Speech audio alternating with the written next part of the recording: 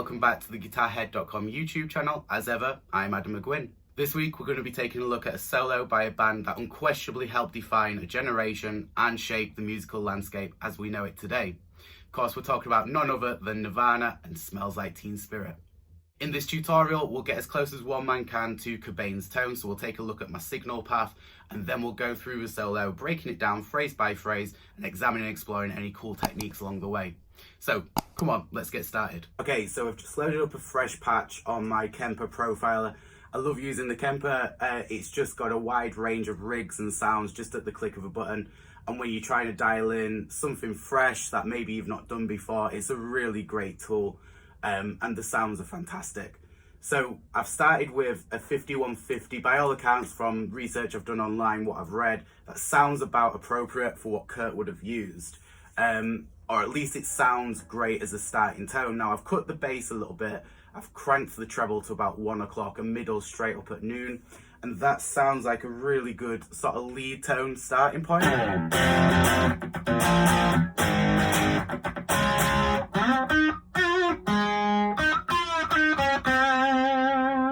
Yeah, there's a nice sort of clarity. I'll just boost that treble a little bit more.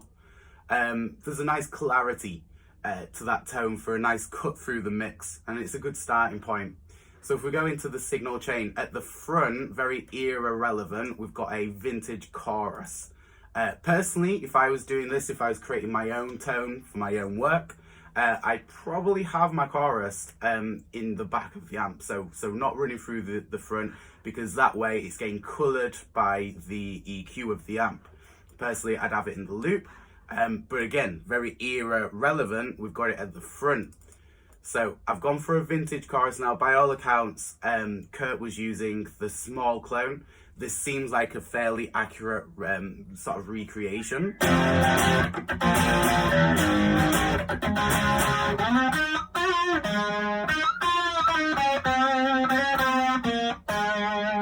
And if you notice, I didn't dial, if I dialed the mix all the way up, it just seemed a little bit too much.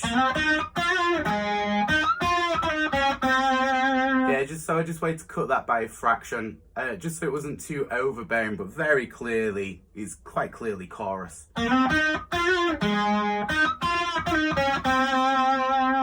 So again, yeah, chorus in the front of the chain, and then it wouldn't be a Cobain lead tone without a DS1. So this is the recreation for the Kemper.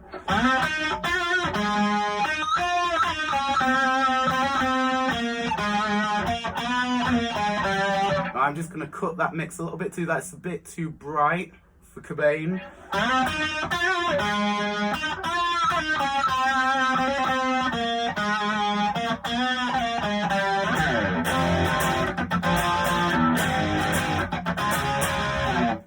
Now I'd say that's a really good starting point, and of course it's all subjective when it comes to tone, and especially when you're recreating a specific guitar player's tone. Of course, given some extra time, I would be tweaking this and fine-tuning it some more, but definitely that's a really good starting point, and I'm happy with that. So let's crack on. It is just worth saying, guys, if I wasn't lucky enough to have access to a Kemper profiler and all the fantastic sounds that it has available inside of it, you can definitely do this song justice with some budget-friendly effects. For example, I've got access to a bubbler chorus by Fender, which is a fantastic chorus pedal and will definitely get you close to the Nirvana tone. And then for the saturated overdrive effects, you could use something like a Rat, which is also a great substitute. Just an honourable mention to companies such as Tone City, who do a fabulous selection of overdrives and modulation effects for really budget-friendly prices. But effects or no effects, guys, you know you can have a tremendous amount of fun learning and playing these solos and just playing them with the passion we know Cobain will have wanted. So as always, we'll break the solo down into phrases and we'll take a look at any interesting techniques and ideas along the way. So the way that Kurt actually enters and introduces the solo is really cool in itself. We're going to play fret 10, string 3, and we're going to have our volume all the way off because we're going to do a volume swell. So we're going to pluck the note on mute effectively, and then roll that volume in whilst having some heavy vibrato along the way. And that's a really cool way to introduce the solo and just come in a really creative manner. So now we can enter phrase 1, slowed down.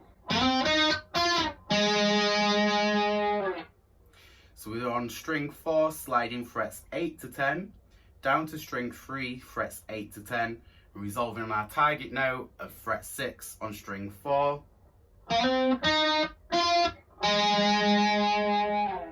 like to add some vibrato and slide out to conclude phrase 1. Moving into phrase 2.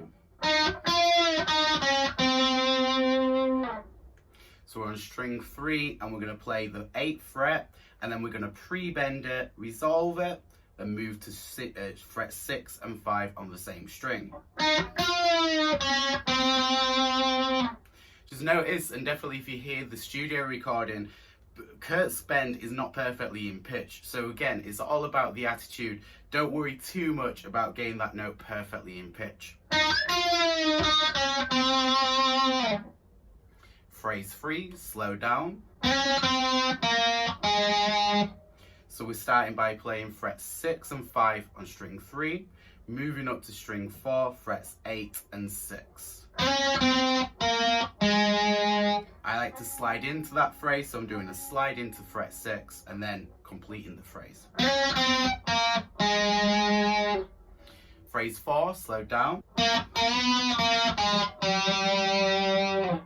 Starting on string 4, fret 8, and then we're going to drag the string down, so we're going to go for a nice whole tone bend. As close as we can get. Again, imagine Kurt Cobain isn't too fussed about hitting the note completely on the head. Resolve it back up to 8 and then finish with string 4 still, fret 6 and 5. Moving into phrase 5, slow down.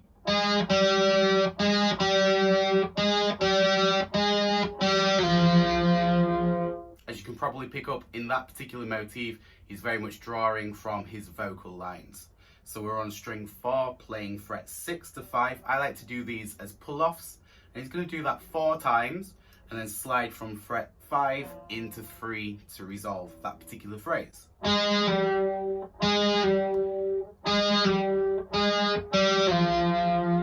And again, as you play through that phrase, kind of have Kurt's vocal melody in the back of your mind to help direct the rhythm a little bit more. So to round off the solo, we're going to play phrase 6, and this is effectively a repeat of the same motif again. However, we're going to focus more on the aggression and the attack from our picking hands. So I want you to dig down harder and harder as you go through this phrase to build the crescendo of the solo and build the intensity as you go along.